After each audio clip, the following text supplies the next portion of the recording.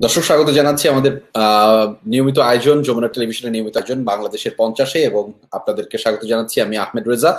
আপনারা জানেন যে আমরা ইতিমধ্যে প্রথম পর্বটি করেছি, আজ এই আয়োজনের দ্বিতীয় পর্ব এবং এই পর্বে আমরা আসলে এই পর্ব থেকে যেই বার্তাটি বা যেই কথাটি আসলে প্রতিদিন প্রতিনিয়ত বলে যাচ্ছি সেটি হচ্ছে যে বাংলাদেশের 50 আমরা উদযাপন করব, অর্থাৎ বাংলাদেশের 50 বছর উদযাপন করব, গৌরবের 50 বছর। সেই উদযাপনে আসলে কে সাক্ষী রাখতে আমরা আসলে আমাদের এই আয়োজনটি সাজিয়েছি। সেটি হচ্ছে যে এই 50 বছরে বাংলাদেশ বিনির্মাণের পেছনে যারা আসলে কাজ করে গেছেন, বাংলাদেশকে বিভিন্ন ভাবে উপস্থাপন করেছেন দেশে দেশের বাইরে, তাদের কাজের মাধ্যমে, তাদের গৌরবান্বিত কাজের মাধ্যমে, সে কথাগুলোই কিন্তু আমরা আমাদের এই আয়োজন থেকে বলতে চাই এবং সেখানে হাজির হন প্রতিদিন এক একজন অতিথি যারা তাদের কাজের মাধ্যমে মূলত বাংলাদেশকে, আমাদের জনগণকে কিংবা আমাদের এই 56,000 বর্গ মাইলের দেশকে গৌরবান্বিত করেন। তেমনই একজন অতিথি কিন্তু আজকে আমাদের সাথে হাজির হয়েছেন, যিনি the Bill and Melinda Gates Institute for Population and Reproductive Health এর একজন ফেলো। আমাদের সাথে যুক্ত আছেন ইশরাত ইরিনা। ইরিনা, কেমন আছেন আপনি? Thank you for inviting me and আলহামদুলিল্লাহ অনেক ভালো আছি। এরিনা, আমরাও আসলে আপনাকে পেয়ে ভালো লাগছে, আপনাকে আমাদের এই আয়োজনে সংযুক্ত করতে পেরে আমাদেরও ভালো লাগছে। এরিনা, আমরা আসলে আপনার যে কার্যক্রম সেই কার্যক্রমের বিস্তারিত জানবো অবশ্যই, এবং আপনি দেশকে বিশ্বের বুকে অনন্যভাবে উপস্থাপন করেছেন সেই গল্পগুলো শুনবো, আপনার চ্যালেঞ্জের কথাগুলো জানবো। আসলে আপনি 2017 সালে Bill Gates Bill and Melinda Gates Institute for Population and Reproductive Health এর ফেলোশিপ অর্জন করেছিলেন, যেখানে আপনি যে কার্যক্রমের মাধ্যমে অর্জন করেছিলেন, যে কাজগুলো আপনি করেছিলেন সেই কাজগুলো নিয়ে আসলে বিস্তারিত জানতে চাই না, একটু যদি আমাদের জানাতেন। ওকে, সো ফার্স্ট অফ অল আমি প্রোগ্রামটা নিয়ে বলি। টোটাল ইভেন্টের নাম ছিল 120 আন্ডার 40। সো এটা তিনটা কনজিকিউটিভ ইয়ার্স এ রান করা হয়, 2016, 17 এন্ড 19 এ। সো মেইন আইডিয়া ছিল যে 40 জন করে করে 3 বছরে 120 জন করে ওরা ফ্যামিলি প্ল্যানিং লিডার্স বা যারা রিপ্রোডাক্টিভ হেলথ বা প্রজনন স্বাস্থ্য নিয়ে কাজ করেন তাদেরকে সিলেক্ট করবেন। সো 2017-এ বাংলাদেশ থেকে আমি উইনার হয়েছিলাম। এন্ড আমি আমার যে প্রজেক্টের জন্য উইনার হয়েছিলাম সেটা ছিল যে ফ্যামিলি প্ল্যানিং এর একটা ইনিশিয়েটিভ, বাট ফ্যামিলি প্ল্যানিং এর ইনিশিয়েটিভ যেরকম হয় আমারটা একটু ডিফারেন্ট ছিল। আমি বন্ধাত্ব এবং বন্ধাত্ব ব্যবস্থাপনা নিয়ে কাজ করেছিলাম দুইটা গ্রামে। সো বেসিকলি ওই প্রজেক্টের জন্য আমি ফেলোশিপ না, ঠিক আসলে অ্যাওয়ার্ডটা পেয়েছিলাম।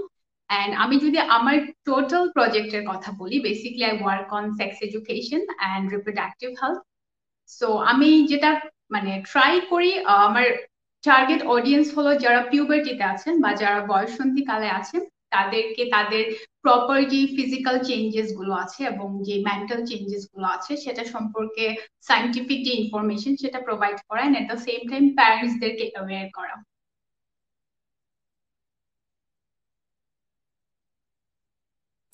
ইরিনা, ব্যাপারগুলো হচ্ছে একটু কঠিন কঠিন শোনাচ্ছিল, মানে আমার কাছে মনে হচ্ছিল যে এত এত কঠিন শব্দ বলেছেন, এত এত কঠিন করে বলেছেন, আমাদের দর্শকরা আসলে পুরোটা বুঝবে কিনা। আমি যদি সহজ করে বলি যে আসলে মেয়েদের বয়ঃসন্ধিকালের সময়ে যেই সমস্ত সমস্যা হয়, আমরা অনেক সময় বলি যে সমস্যা, বলছি এটি আসলে সমস্যাও না, সমস্যা তাদের যে মেন্টাল ডিসঅর্ডার বা মানসিকের বিভিন্ন চিন্তা আসে, সেই চিন্তাগুলো আসলে কেমন করে আমাদের মেয়েরা বা শিশুরা যেভাবে সম্মুখীন হয়, সেই সমস্যা বা তাদের যেই ডিসঅর্ডার বলি, ছোট করেও যদি বলি যে মানসিকভাবে তারা চিন্তায় পড়েন, আসলে এটা ডিসঅর্ডারও না, মানসিকভাবে বিভিন্নভাবে তারা চিন্তায় পড়তে পারেন যে এটা আসলে কেন হচ্ছে, কিভাবে হচ্ছে।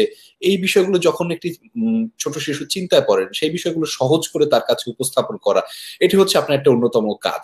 এছাড়া আপনি বলছিলেন যে ফ্যামিলি প্ল্যানিং, যেটি নিয়ে আপনি আসলে অ্যাওয়ার্ড পেয়েছিলেন বিল অ্যান্ড মেলিন্ডা গেটস ইনস্টিটিউটের, সেখান থেকেও আপনার নানা অর্জন রয়েছে। আমি আসলে এই যে আপনার কার্যক্রম, এই যে বোঝানো কিংবা একদম প্রান্তিক পর্যায়ে গিয়ে আপনি অভিভাবকদের কথা বলছিলেন যে তাদেরকে যেভাবে বোঝানো, কিংবা একটা ছোট শিশুকে বয়ঃসন্ধিকালের সময় যেই মেয়েটা থাকে তাকে যেভাবে বোঝানো, সেটা সেই কার্যক্রম নিশ্চয়ই আপনার অনেক চ্যালেঞ্জ আছে।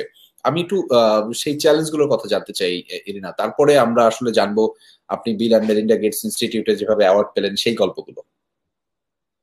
ফার্স্ট অফ অল আমি একটু প্রজেক্টের টপিক গুলো নিয়ে বলি। সেটা হচ্ছে বয়ঃসন্ধিকাল যে শুধুমাত্র মেয়েদের জন্য, ব্যাপারটা কিন্তু এরকম না। এটা বোধ অবশ্যই না। মেয়ে এবং ছেলে ছেলে। সবার জন্য। অবশ্যই। এক্স্যাক্টলি। বয়ঃসন্ধিকালে আমাদের যে শারীরিক পরিবর্তন গুলো আসে, সেই শারীরিক পরিবর্তনের কারণে দেখা যায় যে অনেক ধরনের মানসিক পরিবর্তন আসে। তো তো দেখা যায় যে আমরা ফিজিক্যালি অনেক পরিবর্তন দেখতে পাই, কিন্তু মেন্টাল যে পরিবর্তনগুলো বা মানসিক পরিবর্তন সেটা আমরা দেখতে পাই না। এবং এটাতে যেটা হয় যে বয়ঃসন্ধি কালে স্পেশালি অনেক ছেলেমেয়েরা দেখা যায় যে মানসিক ভাবে বিপর্যস্ত হয়ে পড়ে। এটার পেছনে মেইন রিজন হলো তারা এত এত চেঞ্জের মধ্য দিয়ে যায়, তার সাথে হরমোনাল অনেক চেঞ্জেস থাকে। তো দেখা যায় যে বডির ডিফারেন্ট পার্টের চেঞ্জ আসে, এবং অনেক ধরনের চেঞ্জ যখন আসে তখন কিন্তু সে একটা নতুন পরিবেশের সাথে খাপ খাইয়ে নিতে পারে না। দেখা যায় যে ফ্যামিলি থেকে ওপেন ডিসকাশন অনেক ক্ষেত্রে মিসিং থাকে, এডুকেশনাল ইনস্টিটিউশন থেকে মিসিং থাকে, এবং যেহেতু বাংলাদেশের এডুকেশন সিস্টেমটা কিন্তু ব্যালেন্সড না, মানে অনেক ইমব্যালেন্সড, অনেক ধরনের মিডিয়াম অফ ইনস্ট্রাকশন আছে। শহরের স্কুলগুলোতে যে ধরনের এডুকেশন, আপনি যদি একটু রুরাল এরিয়াতে যান এডুকেশনের যে সিস্টেমটা সেটা কিন্তু ডিফারেন্স। সবকিছু মিলিয়ে কিন্তু এই প্রবলেম গুলোর সাথে কোপ আপ করাটা বা নতুন একটা পরিবেশের সাথে মানে নিজেকে মানিয়ে নেওয়াটা একটু টাফ হয়। আর চ্যালেঞ্জ যদি বলেন, আমি পার্সোনালি মনে করি যে আমরা যতটা না মানে বাইরে কাজ করতে গেলে ফিজিক্যালি যতটা ব্যারিয়ার্স আমাদেরকে ফেস করতে হয়, তার চেয়েও বেশি আমার কাছে মনে হয় এটা মেন্টাল, যে আমি কাজ করব কিনা, আমি প্রজেক্টটা স্টার্ট করব কিনা, বা আমি কথা বলতে পারবো কিনা। সো সেই ক্ষেত্রে আমার মনে হয় যে ফ্যামিলি যখন সাপোর্ট করে কাজ করাটা একটু ইজি হয়ে যায়। আর আমি যদি বলি চ্যালেঞ্জ কি টাইপের, যেটা বললাম যে এডুকেশনাল ইনস্টিটিউশন যেহেতু এক এক জায়গায় এক এক রকম, সো চ্যালেঞ্জেস গুলা হচ্ছে সব জায়গায় একই রকম না। সো আমি জেনারেল কমেন্ট করব না, আমি যদি বলি একদম মেইন স্ট্রিমের যেই স্কুল বা কলেজ গুলো আছে সেখানে ক্যাম্পেইন করতে গেলে এক ধরনের রেসপন্স পাওয়া যায়, আবার রুরালি যখন করতে যাচ্ছি তখন দেখা যায় যে আমি হয়তো কোনো একটা সেশন নিচ্ছি, অনেকে হচ্ছে লজ্জায় খুব স্টিফ হয়ে বসে আছে। হয়তো আমি যে পিকচার্স গুলো ওদেরকে শো করছি, ওদের বিভিন্ন রিপ্রোডাক্টিভ অর্গানস এর বা বডির যে প্রাইভেট পার্টস এর যে পিকচার গুলো আমি ওদেরকে শো করছি, ওরা হয়তো লজ্জায় তাকাচ্ছে না ঠিক মতো বা পার্টিসিপেট করছে না। সো চ্যালেঞ্জেস আসলে এক এক জায়গায় এক এক রকম। বাট আমি সবকিছু মিলিয়ে বলবো যে সেক্স এডুকেশন বা প্রজনন স্বাস্থ্য শুনলেই সবাই যেরকম মনে করে যে খুব চ্যালেঞ্জিং, এতটাও চ্যালেঞ্জিং না। আপনি যদি কনফিডেন্টলি কাজ করতে পারেন আমার মনে হয় যে এটা এত বড় চ্যালেঞ্জের কিছু না। বাট স্টিল এই যে কথা বলা নিয়ে একটু সবাই দেখা যায় যে একটু কনফিউজড থাকেন। এরিটা আপনি যেভাবে বলছিলেন যে প্রান্তিক পর্যায়ে কাজ করা আমার কাছে মনে হয় না এত সহজ। মানে চ্যালেঞ্জ তো নিশ্চয়ই রয়েছে, এবং সেখানে বিভিন্ন ঘটনাও আপনি হয়তো কাজ করেন বা আন্তরিক, আপনার কাছ থেকে খুব সহজে বিষয়গুলো আপনি উতরে যান। আপনি কি আমাদের ছোট দু একটা ঘটনা বলবেন যে যে ঘটনাগুলো আপনার মনে এখনো সব সময় পড়ে? একদম প্রান্তিক পর্যায়ে কাজ করতে গিয়ে কোনো মেয়ে হয়তো তার যে বয়ঃসন্ধিকালের সময়ের যে এইটা নিয়ে সে কিভাবে উদ্বিগ্ন, আহ তার অভিভাবক কিভাবে উদ্বিগ্ন উদ্বিগ্ন সেভাবে কিন্তু নিশ্চয়ই কোনো না কোনো গল্প আমরা আপনার কাছ থেকে শুনতে চাই আর কি, সেরকম নিশ্চয়ই রয়েছে। আহ বয়ঃসন্ধিকাল নিয়ে যখন কথা বলে আসলে অনেক টপিক তো চলে আসে। এখন বাংলাদেশে প্রজনন স্বাস্থ্য রিলেটেড যে সার্ভিসেস গুলো আছে গভর্নমেন্ট সার্ভিসেস, সেগুলা কিন্তু বিবাহিত মানুষদের জন্য। সো অবিবাহিতরা যদি কোনো প্রবলেমে পড়ে তারা কিন্তু ইজিলি যেতে চায় না। ফার্স্ট অফ অল দেখা যায় যে ফ্যামিলির ভয় থাকে, সেকেন্ড হচ্ছে সোসাইটি কি বলবে। তো আমি যেই প্রবলেমটা মানে ফেস বলবো না, মানে যে প্রবলেমটা আমি শুনেছি অনেকের কাছ থেকে, আহ বাংলাদেশে কিন্তু আনসেফ অ্যাবর্শনের রেট অনেক বেশি। তো এটা একটা প্রবলেম। এটার পেছনে মেইন রিজন হচ্ছে অ্যাবর্শনটাকে এখন পর্যন্ত লিগালাইজ করা হয়নি। অনেক উন্নত দেশেও কিন্তু করা হয়নি। এখন আপনি যদি অ্যাবর্শনকে লিগালাইজ না করেন, এতে করে কিন্তু আনসেফ অ্যাবর্শনের যে রেটটা আছে সেটা কিন্তু কমে যাবে না। তো এই জায়গাটাতে যে প্রজনন স্বাস্থ্য রিলেটেড যে সার্ভিসেস গুলো সেটা হচ্ছে ম্যারিড পিপলদের জন্য অনলি। সো এটা যদি আনম্যারিডদের জন্য ওপেন করে দেওয়া হয়, অনেক ধরনের অপ্রীতিকর অবস্থা থেকে দেখা যায় যে তারা নিজেদেরকে রক্ষা করতে পারবে। তো মোস্ট অফ দ্য কেসেস যখন আমরা এই ধরনের প্রজেক্ট নিয়ে কাজ করি বা আমাদের যে স্যাম্পল থাকে যখন মানুষের সাথে ইন্টারাক্ট করি, এই ধরনের প্রবলেমের কথা অনেকেই বলেন।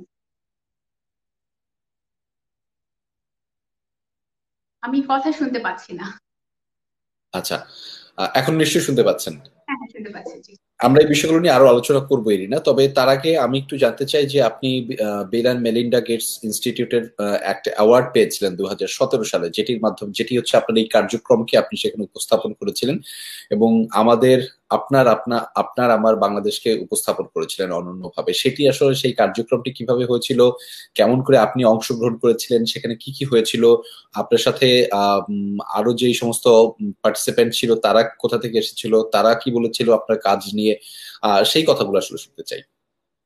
আচ্ছা, এটা হচ্ছে টোটাল প্রোগ্রামের নাম তো বললাম যে 120 আন্ডার 40 ছিল। সো তিনটা ইয়ার আমাদের 120 জনকে সিলেক্ট করা হয়।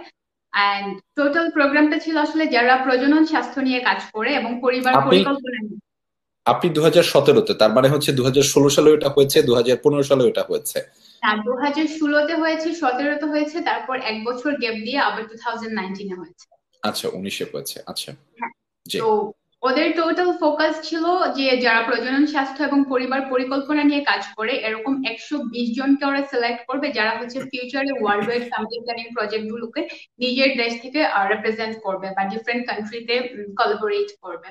সো সেক্ষেত্রে 2017 অ্যাকচুয়ালি আমাকে নমিনেট করা হয়েছিল, আরো একজন ফ্যামিলি প্ল্যানিং লিডার ছিলেন, উনি আমাকে নমিনেট করেছিলেন। সো নমিনেট করার পর ওদের দুইটা স্টেপস ছিল। একটা হচ্ছে অনলাইনে ভোট করা, দ্যাট মিনস ওরা দেখতে চেয়েছিল যে আপনি যে কমিউনিটিতে বিলং করেন তারা আপনাকে কতটুকু সাপোর্ট করছে। এবং অনলাইনে ভোটিং এর পরে ওরা যেটা করেছিল যে 15 মতো একটা 15 days or 1 month মতো একটা টাইম নেওয়ার পর জুরি বোর্ডের একটা ডিসিশন ছিল, ওরা আপনার এডুকেশনাল ব্যাকগ্রাউন্ড দেন প্রজেক্টের ডিটেইল এন্ড আমার সাথে যারা রিসার্চার বা প্রফেসররা অ্যাফিলিয়েটেড ছিলেন ওই প্রজেক্টে সবার কাছ থেকে ক্রস চেক করার পরে দেন হচ্ছে ওরা রেজাল্ট পাবলিশ করেছিল। সো ওই ইয়ারে আরো 40 জন সিলেক্ট করা হয়েছিল। বাট আমি একটা ইন্টারেস্টিং স্টোরি এখানে শেয়ার করতে চাই। লাইক 2016-এ যখন পুরা কহর্টটা মানে অ্যানাউন্স করা হলো, তখন ইথিওপিয়ার হেলথ মিনিস্টার উইনার ছিলেন 2016-এ। সো এটা দেখার পরে, এবং he is a doctor, medical doctor, and ওনার এজ আচ্ছা। 40 হয়নি, মানে 39 ছিল।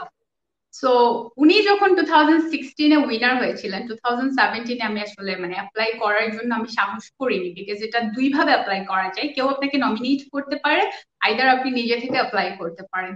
তো তখন আমাকে যে নমিনেট করেছে সে অনেক ফোর্স করলো যে তোমার, মানে আমি চিন্তা করছিলাম যে আমার অনেক বেবি প্রজেক্ট, আমি কি অ্যাপ্লাই করব, তখন মাত্র 6-7 মান্থস, আমি মাত্র গ্রাজুয়েশন কমপ্লিট করেছি, ফ্রিল্যান্সিং করছি তখন। তো ওই টাইমটাতে আসলে অ্যাপ্লাই করাটা আমার জন্য মানে আমি খুব ভয় পাচ্ছিলাম, মানে আমার মনে হচ্ছে যে আমি পাবো না। তো এটা শেয়ার করার পেছনে রিজন একটা, কারণ আজকে যারা এখানে দেখছেন অনেক ইউথরা দেখছে, মানে কোনো কিছু করার জন্য কনফিডেন্স লেভেলটা হচ্ছে আসল। বিকজ তখন যদি আমি অ্যাপ্লাই না করতাম সাহস না করে, বা যিনি আমাকে নমিনেট করেছেন ওনাকে যদি অ্যালাউ না করতাম, তারপরে হয়তো প্রজেক্টটা এত হাইলাইটেড হতো না, বিকজ আমি কাজ করছিলাম অনেক দিন থেকে। বাট অ্যাওয়ার্ড পাওয়ার পর যেটা হলো, ডিফারেন্ট মিডিয়া কভারেজ যখন হলো এবং অনেক জায়গা থেকে যখন কভারেজ গুলো আসলো, মানে পিপল স্টার্টেড অ্যাপ্রিসিয়েটিং দিস। তো এটাই আর কি। কিন্তু আপনি যে ওখানে যাওয়ার পরে কি কি কার্যক্রম হলো সেখানে অন্যান্য দেশের? আচ্ছা, আমি অ্যাক্টিভিটিস গুলো বলি। আসলে আমি যেতে পারিনি because my visa got rejected.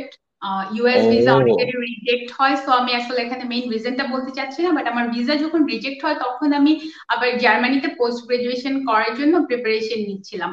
তো এটা আচ্ছা। মানে 4-5 দিনের ডিফারেন্স ছিল, সো যার কারণে আমি সেকেন্ড টাইম আর অ্যাপ্লাই করিনি। কিন্তু আমি 2018-এ আফ্রিকাতে গিয়েছিলাম, তখন ফ্যামিলি প্ল্যানিং এর একটা ইন্টারন্যাশনাল কনফারেন্স হয়, এটা এভরি 2 ইয়ার্স হয়, মানে এভরি 2 ইয়ার্স পর পর হয় আর কি।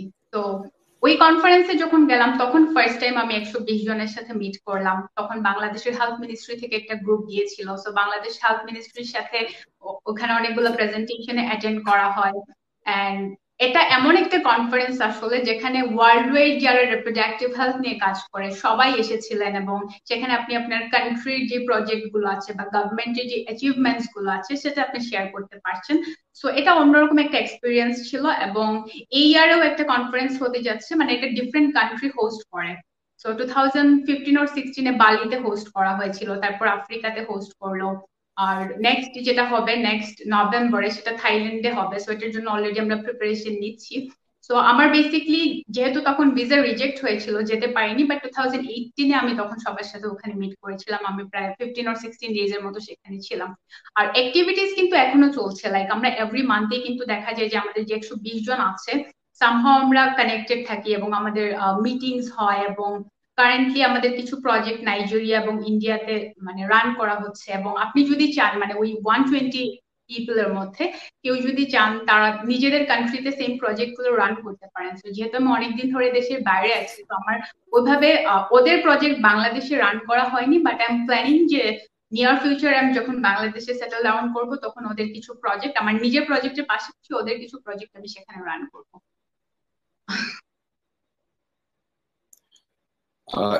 ইরিনা, আপনি কি আমাকে শুনতে পাচ্ছেন? হ্যাঁ, আমি শুনতে পাচ্ছি। ইরিনা, শুনতে পাচ্ছেন আপনি আমাকে? জি, আমি শুনতে পাচ্ছি। আহ, আমি জানি না, আপনাকে আমার শুনতে খুবই খুবই কষ্ট হচ্ছে। আমি আসলে আপনার কথাটা শেষের দিকে কথাটা শুনতে পারিনি। আহ, আপনি এখন তো শুনতে পাচ্ছেন আমাকে, তাই না? জি, আমি শুনতে পাচ্ছি।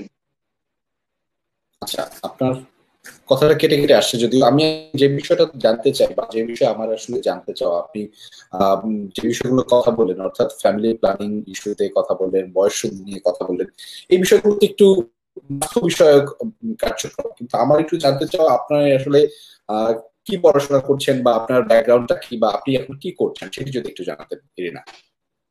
ওয়েল, তো আমি বেসিক্যালি আমার ব্যাচেলর করেছি ফার্মাসিতে, সো আপনি আমাকে একজন ফার্মাসিস্ট বলতে পারেন। সো এরপরে আমার পোস্ট গ্রাজুয়েশন, আমি এখন জার্মানিতে আছি, বায়োকেমিস্ট্রি বা হেলথ সায়েন্স যেটাই বলেন বলতে পারেন।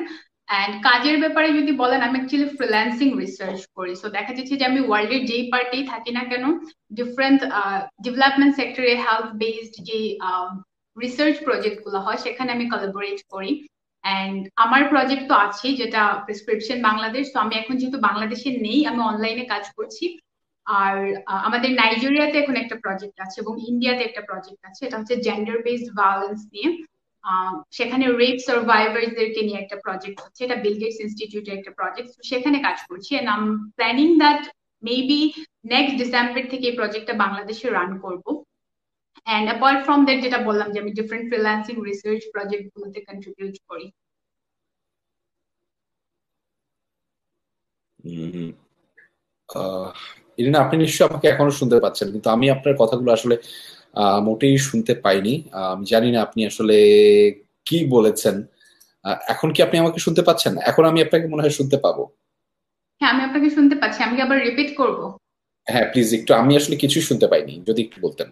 আচ্ছা, আপনি তো আমার এডুকেশনাল ব্যাকগ্রাউন্ড সম্পর্কে জানতে চেয়েছেন, সো আমি জি, জি, জি। বেসিক্যালি গ্রাজুয়েশন করেছি ফার্মাসিতে, সো আপনি আমাকে ফার্মাসিস্ট বলতে পারেন। অ্যান্ড দেন পোস্ট গ্রাজুয়েশনের জন্য জার্মানিতে শিফট করলাম। সো আমার সাবজেক্ট হচ্ছে পোস্ট গ্রাজুয়েশনের বায়োকেমিস্ট্রি, বা আপনি এটাকে মলিকুলার হেলথ সায়েন্স বলতে পারেন। অ্যান্ড কাজের ব্যাপারে যদি বলি, আমার যে পাইলট প্রজেক্টটা আছে প্রেসক্রিপশন বাংলাদেশ, সেখানে আমি এখন বেসিক্যালি ফোকাস করছি অনলাইন কন্টেন্ট মেকিং এর উপর। কারণ দেখা আচ্ছা। যাচ্ছে যে আমি সারা বাংলাদেশে খুব ইজিলি আমি হয়তো প্রতিটা স্কুলে বা কলেজে গিয়ে রিচ করাটা পসিবল না, অনেক টাইম কনজিউমিং। সো আমি যদি অনলাইনে কন্টেন্ট নিয়ে আসি, বা বাংলাদেশে এখন ডিফারেন্ট স্কুলে কিন্তু ডিজিটাল ল্যাব আছে, তো আমি প্ল্যান করছি যে হয়তো ইন ফিউচারে ডিজিটাল ল্যাব গুলোতে আমাদের কন্টেন্টস গুলো প্রোভাইড করা। অ্যান্ড আমাদের বিল গেটস ইনস্টিটিউটে যে এখন প্রজেক্ট গুলো আছে না, নাইজেরিয়াতে একটা প্রজেক্ট আছে এবং ইন্ডিয়াতে একটা প্রজেক্টে কাজ হচ্ছে। ওরা হচ্ছে আচ্ছা। জেন্ডার ভায়োলেন্স নিয়ে কাজ করছে। সেখানে হচ্ছে রেপ সার্ভাইভারদেরকে সাপোর্ট দেওয়ার জন্য একটা প্রজেক্ট, তো ওই প্রজেক্টটাতে আমি কাজ করছি। অ্যান্ড ফিউচারে হয়তো বাংলাদেশে এই প্রজেক্টটা রান করব যখন আমি ব্যাক করব। অ্যান্ড অ্যাপার্ট ফ্রম দ্যাট, আমি ডিফারেন্ট ফ্রিল্যান্সিং রিসার্চ প্রজেক্ট গুলোতে কন্ট্রিবিউট করি। তো সবকিছু মিলিয়ে আমার সব কাজ মোটামুটি হেলথ সায়েন্সের উপর। অ্যান্ড আরো স্পেসিফিক্যালি যদি বলি, তাহলে বলবো যে প্রজনন স্বাস্থ্য বা রিপ্রোডাক্টিভ হেলথের উপর। আপ দেশে দেশের বাইরে যে আপনার যে কার্যক্রমগুলো আছে সেগুলো বা পরিকল্পনা আছে সেটা নিয়ে তো নিশ্চয়ই জানবো, এরিনা। তবে আমি একটু ফিরতে চাই আপনার পরিবারের সাথে আপনার যে কার্যক্রমের কথা সেটিতে। আসলে আমরা দেখতে পাই যে আমাদের বাবা মায়েরা, অভিভাবকরা অধিকাংশ ক্ষেত্রেই একজন ছেলে মেয়েকে ডাক্তার ইঞ্জিনিয়ার বানানোর ক্ষেত্রে তাদের যে আগ্রহ থাকে, তাদের এই ডাক্তার ইঞ্জিনিয়ার বাইরের ট্রাকে গেলেই তাদের আসলে মনে হয় যে না, আমাদের অভিভাবকরা তো আমার ছেলে বা মেয়েটা হয়তো ভুল পথে যাচ্ছে। সেখানে গিয়ে আপনি এই যে ভিন্নভাবে ভাবলেন এবং সেখান থেকে দেশকে এমন করে অনন্যভাবে উপস্থাপন করলেন, দেশের আহ, সবাইকেই আসলে গৌরবান্বিত করলেন, আমাদের সবাইকে, আমরা আপনাকে নিয়ে গর্ববোধ করি। কিংবা আপনি যখন বিদেশে আমাদের হয়ে কথা বলেন, বাংলাদেশের রিপ্রেজেন্টেটিভ বা লাল সবুজের প্রতিনিধি হয়ে কথা বলেন, তখন তো আমাদের অনেক গর্ব হয়। ফলে এই যে কাজগুলো যখন করেন, তখন আসলে অভিভাবকরা কি বলেন, পরিবারের অন্যান্য সদস্যরা কি বলেন, বা আপনার এই কার্যক্রমে আসলে তাদের সাড়া কেমন ছিল? আম, আমি যদি বলি, আমার আব্বু অনেক সাপোর্টিভ। তো আপনার ফ্যামিলিতে যদি আপনার বাবা বা মা অনেক সাপোর্টিভ হয়, আপনার দেখা যায় যে কাজ করাটা অনেক ইজি হয়ে যায়। আর আপনি যেটা বললেন যে ডক্টর বা ইঞ্জিনিয়ার হওয়ার কথা, ডেফিনেটলি যেহেতু আমি সায়েন্স ব্যাকগ্রাউন্ডে পড়াশোনা করেছি, আমার আব্বু হয়তো, আমি যখন ছোট ছিলাম তখন চাইতেন যে ওয়ান ডে আমি হয়তো ডক্টর হব, বাট গ্রাজুয়ালি আমার ইন্টারেস্ট আসলে চেঞ্জ হয়, মানে আমারও তখন মনে হতো যে মেবি আমি ডক্টর হব। বাট আমার গ্রেড স্কুল কমপ্লিট করার পর আসলে আমার পুরো ইন্টারেস্ট চেঞ্জ হয়ে যায়, তখন আমি স্পেসিফিক্যালি আমি ফার্মেসি পড়বো এরকম একটা ইন্টেনশন ছিল।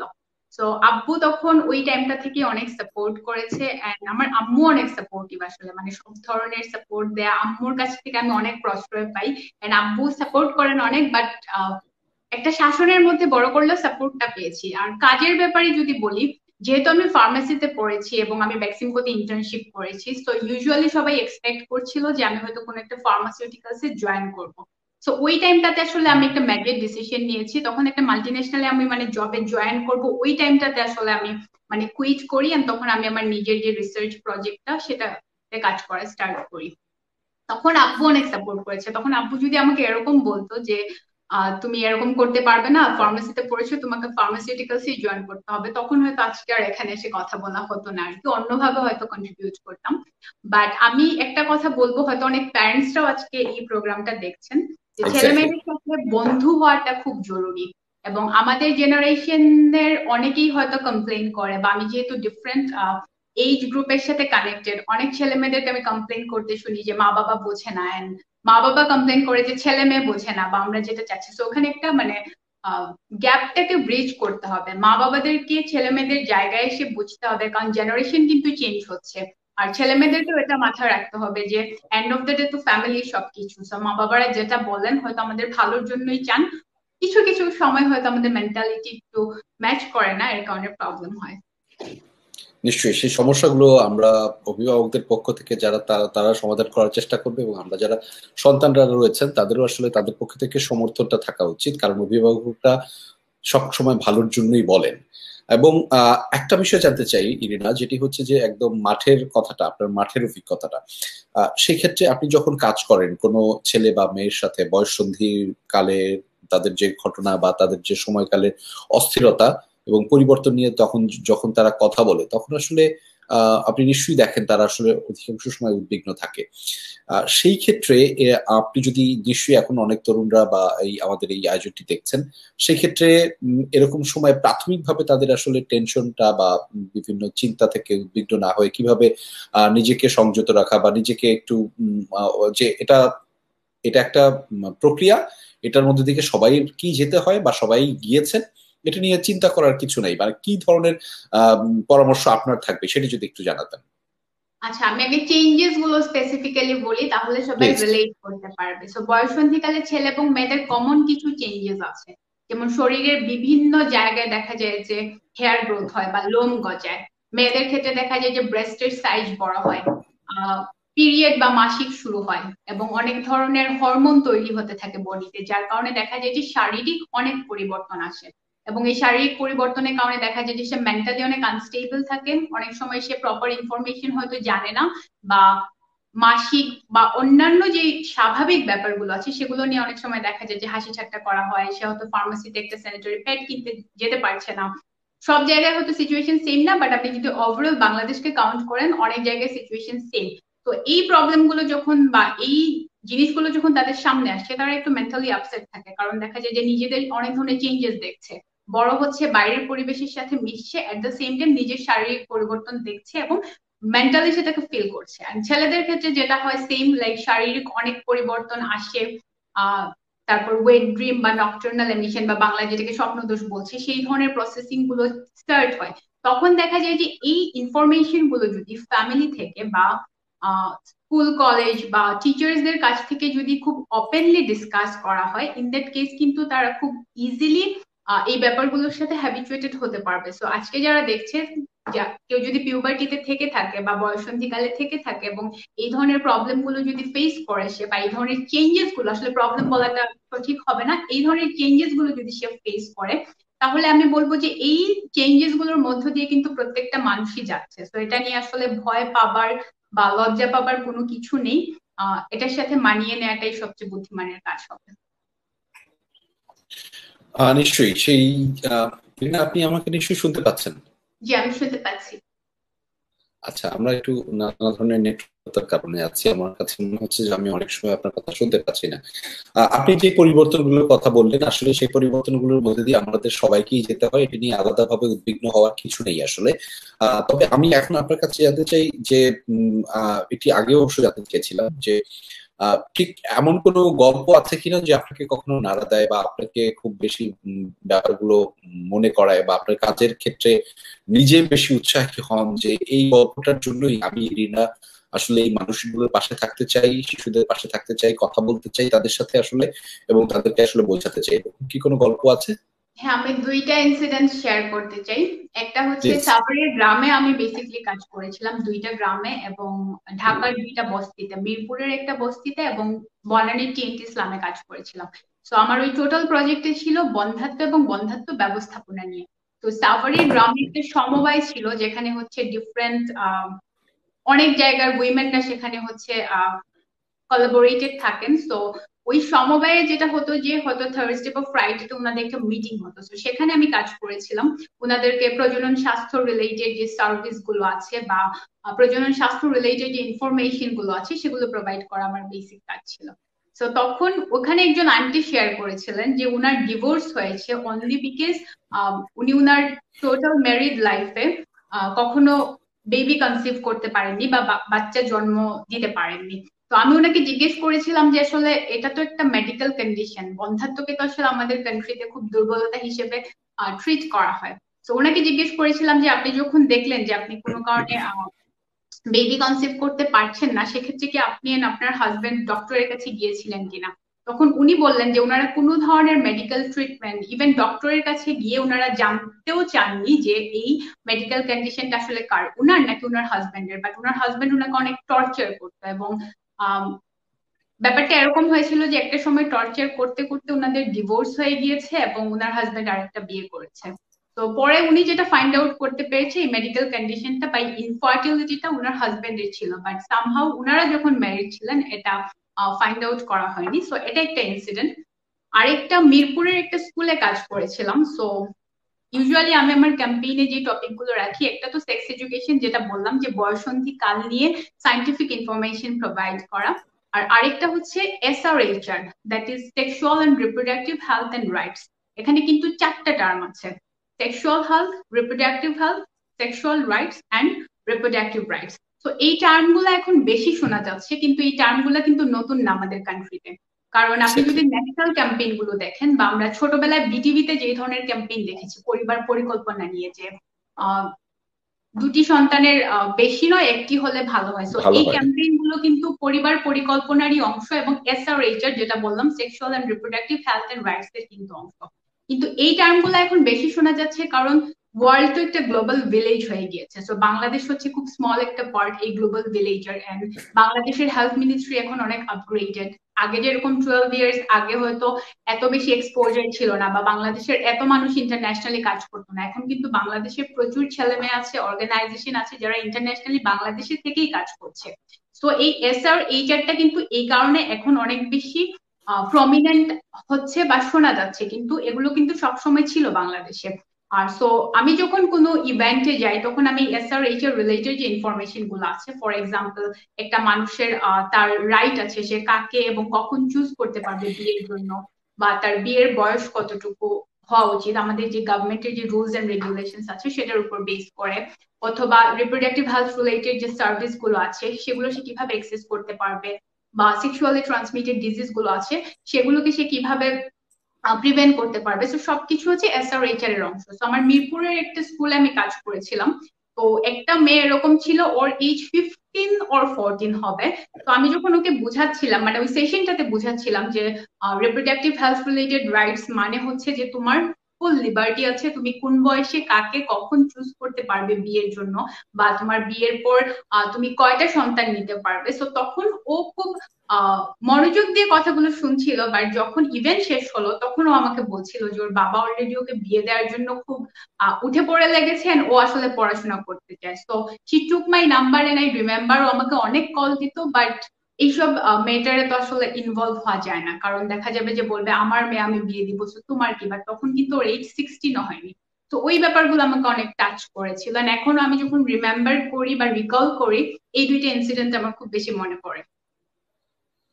নিশ্চয়ই। আমি যে প্রেক্ষাপটের কথা বললেন এরকম আসলে বাংলাদেশের প্রেক্ষাপটে আসলে এই ব্যাপারগুলো বা এই সংকটগুলো খুবই কমন, এবং আমরা সেই কমন জায়গা থেকে আমি একটু জাস্ট আপনার ধারণাটা আরো একটু শুনতে চাই যে আম, বাংলাদেশে আপনি যে বিষয়গুলো নিয়ে কাজ করেন এই বিষয়গুলো নিয়ে অর্থাৎ সেক্স এডুকেশন, বয়ঃসন্ধিকালের যে সমস্ত পরিবর্তন নিয়ে কিংবা বন্ধ্যাত্ব নিয়ে, এগুলো নিয়ে কথা বলতে গেলে একটি কেমন সবার মধ্যে সংকোচ কাজ করে, সবার মধ্যে একটা ব্যাপার যে না এগুলো নিয়ে তো আলোচনা করা যাবে না। সেক্স এডুকেশন নিয়ে বাংলাদেশে কেন আলোচনা হবে, কেন বয়ঃসন্ধি নিয়ে আলোচনা করতে হবে, কেন বন্ধ্যাত্ব নিয়ে আলোচনা করতে হবে? যখন এই বিষয়গুলো নিয়ে আলোচনা করা হয় না কিংবা সবার মধ্যে এমন একটা সংকোচ থাকে, তারা কখনো কথা বলতে চান না, তখন আসলে আপনি এমন একটা বড় পরিবর্তনের স্বপ্ন দেখেন, মানুষ এগুলো নিয়ে কথা বলবে, মানুষ এগুলো নিয়ে কাজ করবে, ঠিক কোন জায়গা থেকে আপনি এমন ভাবে ভাবতে পারেন ইরিনা? ভাবনার জায়গায় যদি বলি, আমি বলবো যে হয়তো এখন 2-3 বছর ধরে প্রজেক্ট অনেক হাইলাইটেড হচ্ছে বা অ্যাওয়ার্ড পেয়েছে, মানুষ জানতে পারছে। বাট শুরুটা কিন্তু আমার হয়েছে অনেক ছোটবেলা থেকে, এমন এক ক্যাম্পেইনের সাথে ইনভলভ ছিলাম। সো এমপ্যাথি গ্রো করাটা কিন্তু আপনার অনেকটা এনভায়রনমেন্ট থেকে আসে অথবা ফ্যামিলি থেকে আসে। And my father is also an activist, তো আমার কখনো এটাতে বাধা ছিল না। তো আমি বাইরে যখনই কাজ করতে চেয়েছি বা চাচ্ছি, আমার বাসা থেকে কোনো বাধা ছিল না। আর ওকে। আরেকটা হ্যাঁ, আর আরেকটা কথা যদি আমি বলি, যে আমরা as an individual or organization হিসেবে কাজ করার চেয়ে সবচেয়ে ম্যাটার যেটা করে সেটা হচ্ছে যে পলিসি লেভেলে বা সিস্টেমের একটা বড় রকমের চেঞ্জ আনতে হবে। কারণ এই কথাটা হয়তো অনেকে পাবলিকলি ভয়েতে বলবে না বা অনেক কারণে বলবে না, বাট এক্স্যাক্টলি। যেটা রাইট সেটাকে তো আপনার বলতে হবে, এখানে সুগার কোট করার কিছু নেই। আমি যেটা বিলিভ করি, বাংলাদেশের মেইন প্রবলেম হচ্ছে হেলথ সেক্টরে বা মানে হেলথ রিলেটেড যে প্রবলেম গুলো আছে সেখানে ইকুয়ালিটি আসে না। ইটস অনলি বিকজ হেলথ সেক্টরে হেলথ সায়েন্স ব্যাকগ্রাউন্ডের মানুষ কম।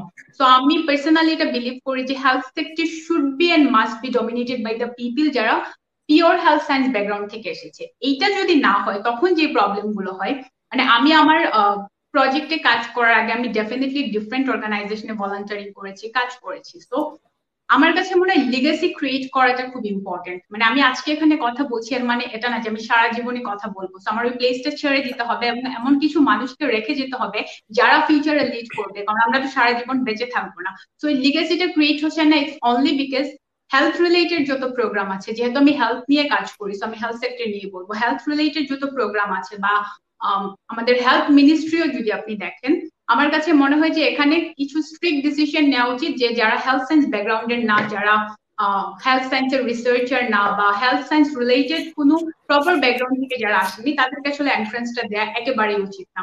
যার মানে এটার কারণে যেটা হয় যে লিগেসিটা ক্রিয়েট করা হয় না, ক্রিয়েট হয় না আর কি। তো সবকিছু মিলিয়ে আমার কাছে মনে হয় যে শুধুমাত্র একটা ক্যাম্পেইন করলাম, দেন হয়তো আমার পরে কোনো একটা নিউজ পেপারে ফিচার হয়ে গেল, এটাই আসলে মেইন মোটিভ হওয়া উচিত না।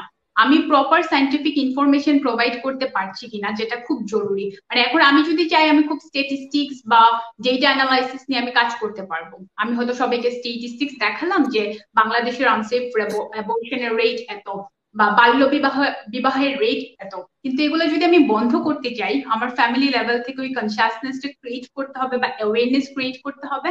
এট দ্য সেম টাইম বয়সন্ধিকালে যারা আছে তাদেরকে ওই সাইন্টিফিক ইনফরমেশন গুলো প্রোভাইড করতে হবে। তো আমাকে যদি বলেন কেন আমি আমার নিজের প্রজেক্ট নিয়ে আমি মানে আমাকে আসতে হলো, এটার পেছনে মেইন রিজন ছিল আমি ডিফারেন্ট অর্গানাইজেশনে যখন সার্ভ করি, আমি আমার মনের মতো করে পাচ্ছিলাম না বা সাজাতে পারছিলাম না। কারণ দেখা যায় যে মোস্ট অফ দ্য কেসেস বাইরের সেক্টরের মানুষ এখানে কাজ করে, সো এই সাইন্টিফিক ইনফরমেশনের ব্যাপারে লিগেসিটা ক্রিয়েট হয় না। গ্রেট। ঠিক এই জায়গা থেকে আমরা একদম শেষ পর্যায়ে আছি আমাদের এই আয়োজনের। আমরা একটু জানতে চাই যে আপনি যেভাবে বলছেন, আমরা খুবই আশান্বিত যে বাংলাদেশের মানুষ কিংবা বাংলাদেশের প্রেক্ষাপট এই বিষয়গুলোকে খুব সহজভাবে নেবে এবং তারা এই বিষয়গুলো নিয়ে আলোচনা করবে এবং এমনকি অভিভাবকরা তারা এই বিষয়গুলো নিয়ে কথা বলতে স্বাচ্ছন্দ্য বোধ করবে। সেই জায়গাটা তৈরি হোক আপনার কাজের মাধ্যমে, সেটি তো অবশ্যই চাইবো। আপনি দেশের মধ্যে নিশ্চয়ই আপনার কাজের ভিন্ন ভিন্ন পরিকল্পনা রয়েছে এবং সেটিকে দেশের গণ্ডি ছাড়িয়ে অর্থাৎ দেশের সীমানা পেরিয়ে সেই কাজকে অর্থাৎ ইরিনার কাজকে আম, একদম বিশ্ব প্রেক্ষাপটেও পৌঁছে দেওয়ার আপনার পরিকল্পনা রয়েছে। আমরা ঠিক সেই পরিকল্পনাটা শুনতে চাই ইরিনা আপনার কাছ থেকে। আমার এখন পরিকল্পনা একটাই, সেটা হচ্ছে যে আমার যে পাইলট প্রজেক্ট আছে প্রেসক্রিপশন বাংলাদেশ, যেখানে আমি সেক্স এডুকেশন এন্ড প্রজনন স্বাস্থ্য নিয়ে কাজ করি, আমি এটাকে আরো এক্সপ্যান্ড করতে চাই। সো কারেন্টলি আমি যেটা বললাম যে আমি কন্টেন্ট মেকিং এ কাজ করছি, বাট আমি আসলে এটা পুরো বাংলাদেশে স্প্রেড করতে চাই। দেখা গেছে যেহেতু আমার হোম টাউন সিলেট, আমি স্পেসিফিক্যালি কিছু এরিয়াতে কাজ করেছি বিকজ অ্যাক্সেস পাওয়াটা তখন ইজি হয়ে যায়। বা আমি সাভারের কিছু গ্রামে কাজ করেছি, মিরপুরের কিছু স্লামে কাজ করেছি। তো এরকম স্পেসিফিক জায়গাগুলোতে কাজ না করে আমি আসলে এক্সপ্যান্ড করতে চাই সারা বাংলাদেশে। এন্ড এটার জন্য যেটা বললাম যে লিগেসি ক্রিয়েট করতে হবে, বিকজ আমার মতো চাই কাউকে এরকম বলছি না, বাট আমার মতো কাজ করতে পারবে এরকম কিছু মানুষ তৈরি করা যারা পেশনেটলি এটা করবেন, এটার পেছনে লেগে থাকবে। আপনার পরিকল্পনা সেটা কি মানে বাংলাদেশ ছেড়ে বিশ্ব প্রেক্ষাপটে সেটি আন্তর্জাতিকভাবে কি ধরনের পরিকল্পনা রয়েছে? আন্তর্জাতিক ভাবে যদি বলি, আসলে আমরা বাংলাদেশে থেকে যেটা মনে করি যে এই যে প্রজনন স্বাস্থ্য রিলেটেড সার্ভিস গুলো শুধু বাংলাদেশই এরকম বা ওয়ার্ল্ড ওয়াইড ভালো, ব্যাপারটা কিন্তু এরকম না। ইউএস এর মতো জায়গাতেও কিন্তু মানুষজন হিমশিম খাচ্ছে। যেহেতু আমি এখন একটা ইন্টারন্যাশনাল প্রজেক্টে কোলাবোরেটর, সো আমার ডিফারেন্ট কান্ট্রির মানুষের সাথে কাজ করি বা কথা হয়। তো আপাতত আমি বলবো যে আমার দেশের মানুষের এই সার্ভিসটা দরকার। আমি যদি মনে করি যে আমার দেশের মানুষ প্রপারলি সার্ভিসটা পাচ্ছে, তখন হয়তো আমি ফিউচারে এক্সপ্যান্ড করার প্ল্যানিং করবো আর কি। But for the time being আমি শুধু বাংলাদেশে আসলে কাজ করতে চাই। ধন্যবাদ ইরিনা আমাদের সাথে যুক্ত হবার জন্য। আমি একদম শেষ কথাটি আপনার কাছ থেকে শুনবো, সেটি হচ্ছে যে আমাদের এই আয়োজন যারা দেখছেন, সেটা বিভিন্ন বয়সের মানুষজন যারাই হোক, এবং সেটা ছোট একদম অভিভাবক থেকে শুরু করে আমাদের সন্তান বা যারা রয়েছেন যারাই হোক, তাদের জন্য আপনার কিছু পরামর্শ বা একদম সোজা 2-3 লাইন শুনতে চাই। আমি বলবো যে সবার মানসিক স্বাস্থ্যটা ভালো রাখা জরুরি, এটা যেভাবেই হোক, বিকজ এক এক মানুষের পেশেন্ট এক এক রকম। সো প্রত্যেকটা মানুষের মানসিক স্বাস্থ্যকে ভালো রাখার ওয়েটা ডিফারেন্ট। এটা বলার পেছনে রিজন আছে, কারণ এখন ওয়ার্ল্ড ওয়াইড যত গ্লোবাল ডিজিজ আছে তার 13% পেছনে কিন্তু মেইন রিজন হচ্ছে মানসিক স্বাস্থ্য সমস্যা। দ্যাট মিনস আচ্ছা। আপনি যখন মানসিক ভাবে বিপর্যস্ত হচ্ছেন, সেটা আপনার ফিজিক্যাল যে অসুখ বিসুখ আছে সেটাতে পরিণত হচ্ছে। তো সবার মানসিক স্বাস্থ্য ভালো রাখার জন্য চেষ্টা করা এবং অন্যকে সাপোর্ট করা। কেউ যখন ভালো কোনো কাজ করবে তাকে সেটা অ্যাপ্রিসিয়েট করতে হবে, খারাপ কাজ করলে তাকে লুকিয়ে বলতে হবে, সো দ্যাট সে নিজেকে আরো মানে নিজের কাজকে আরো ইমপ্রুভ করতে পারে। আর এই তো মানে সবাইকে সাপোর্ট করাটা খুব জরুরি, কারণ আপনার একটা বাজে কথা বা নেগেটিভ কমেন্টে দেখা যাবে যে যে মানুষটা হয়তো নিউ কামার বা মাত্র শুরু করেছে কাজ, সে হয়তো বিপর্যস্ত হতে পারে বা ডিমোটিভেটেড ফিল করতে পারে। সো আমাদের কথা বলার সময় চয়েস অফ ওয়ার্ডের ব্যাপারে আরেকটু কেয়ারফুল হতে হবে। And that's it. ওকে না, আমাদের আরেকটা বিষয় একটু ছোট করে জানবার আছে। আপনি জানেন বাংলাদেশ 50 বছরে পদার্পণ করতে যাচ্ছে আগামী 26শে মার্চ। ফলে সেই জায়গাটি মাথায় রেখেই, সেই লক্ষ্যটি সামনে রেখে আমরা আসলে আমাদের এই আয়োজনটি সাজিয়েছি। এবং আপনি একজন বাংলাদেশের অগ্রগণ্য সৈনিক হিসেবে, বাংলা লাল সবুজের প্রতিনিধি হিসেবে বিভিন্ন সময় বিভিন্ন ভাবে বাংলাদেশকে উপস্থাপন করে যাচ্ছেন, আমাদেরকে গৌরবান্বিত করে যাচ্ছেন। ঠিক এই বাংলাদেশের 50-এ আপনার বার্তাটি শুনতে চাই। বাংলাদেশের 50-এ প্রত্যেকেই দেশের নাগরিক, বাট আমার কাছে মনে হয় একটা জায়গায় আমাদের এক হওয়া উচিত, সেটা হচ্ছে বাংলাদেশের হিস্ট্রি এন্ড স্পেসিফিক্যালি বাংলাদেশের মুক্তিযুদ্ধ। হিস্ট্রি জানতে হবে এবং এই ইনফরমেশন গুলো স্প্রেড করতে হবে। তো এই একটা জায়গায় যদি আমরা এক না হতে পারি, তখন দেখা যাবে যে আসলে আমরা এগিয়ে যাওয়ার চেয়ে আরো পিছিয়ে যাব।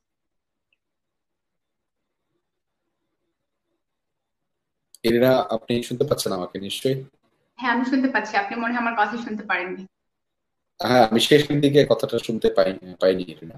না, আমি যেটা বলছিলাম যে বাংলাদেশকে নিয়ে যখন চিন্তা করি, আমাদেরকে একটা স্পেসিফিক গ্রাউন্ডে এসে একমত হতে হবে, এবং সেটা হচ্ছে বাংলাদেশের হিস্ট্রি এন্ড আরো স্পেসিফিক্যালি যদি বলি সেটা হচ্ছে বাংলাদেশের মুক্তিযুদ্ধ। এখানে কোনো দ্বিমত থাকতে পারে না। So, সবাই যদি বাংলাদেশের হিস্ট্রি জানে এবং এই একটা জায়গায় একসাথে হয়, তখন দেখা যাবে যে অনেক কাজ করা ইজি হয়ে যাবে এবং ইউনিটি অনেক বেড়ে যাবে। নিশ্চয়ই আমাদের গৌরবের মুক্তিযুদ্ধ, আমরা যেটাকে আসলে আমাদের গৌরবের গৌরব গাথা বলি, এবং এই মুক্তিযুদ্ধের মাধ্যমে 9 মাস রক্তক্ষয়ী মুক্তিযুদ্ধের মাধ্যমে আমরা আমাদের বাংলাদেশকে পেয়েছি। সেই বাংলাদেশ বিনির্মাণে কিংবা বাংলাদেশ 50 বছরে পৌঁছাতে যেই মানুষগুলো আসলে প্রতিদিন প্রতিনিয়ত প্রতিক্ষণ কাজ করে যাচ্ছেন, বাংলাদেশকে বিভিন্ন সময় বিভিন্ন ভাবে উপস্থাপন করে যাচ্ছেন, তাদের গল্পগুলো, তাদের কথাগুলি আমরা আমাদের এই আয়োজনে শোনানোর চেষ্টা করছি। এখন পর্যন্ত আপনিও সেই সারথীদের একজন। এরিনা, আপনি ভালো থাকবেন নিশ্চয়ই। আমাদের সাথে যুক্ত হবার জন্য আপনাকে অনেক ধন্যবাদ, এবং আপনার আপনার প্রতি আমাদের সব ধরনের সবসময় সহযোগিতা থাকবে। আপনার কাজ নিয়ে, আপনার কার্যক্রম নিয়ে বাংলাদেশকে আপনি সমুন্নত করে যান এবং আপনি এগিয়ে যান, সেই প্রত্যাশা কিন্তু আমরা রাখছি।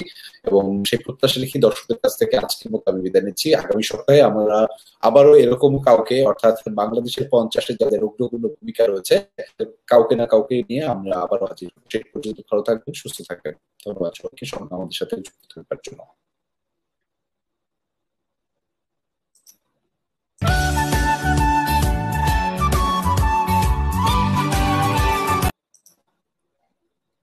শেষ।